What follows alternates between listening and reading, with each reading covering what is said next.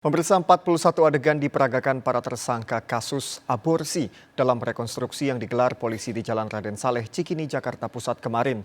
17 tersangka yang ditangkap polisi dalam kasus tersebut diantaranya adalah dokter, perawat, bidan, dan juga pengelola.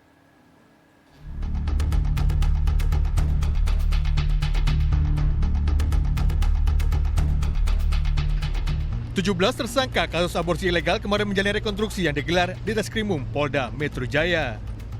Tersangka dalam kasus praktek aborsi ini terdiri dari dokter, bidan, perawat, pengelola, serta tersangka lainnya seperti resepsionis, juru parkir, maupun juru jemput. Dari 41 adegan rekonstruksi yang diperagakan, polisi membagi dalam 3 tahap, yakni proses penyiapan, pendaftaran, dan tindakan aborsi. Tersangka juga memperagakan pembuangan janin bayi hasil aborsi ilegal. Praktek aborsi di klinik Dr. SWS ini telah berlangsung sejak 5 tahun lalu dan telah melayani lebih dari 2.600 pasien aborsi. Warga mengaku tak mengetahui jika klinik dokter di Jalan Raden Saleh yang digerebek polisi ini melayani praktek aborsi. Nah, kalau mengenai kami warga di sini nggak tahu itu. Yang kami tahunya cuma ini praktek umum dokter.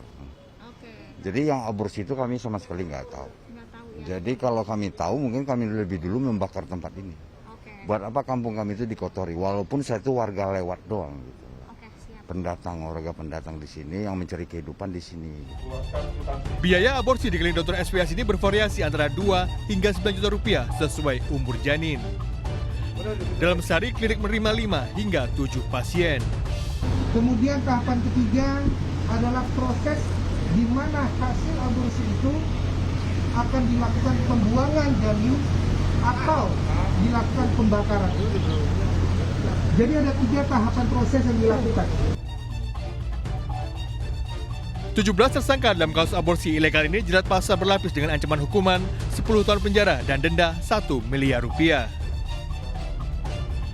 Polisi juga mengamankan dan menyita barang bukti di antaranya obat-obatan, peralatan medis, dan uang tunai puluhan juta rupiah. Dari Jakarta, Tim Liputan iNews melaporkan.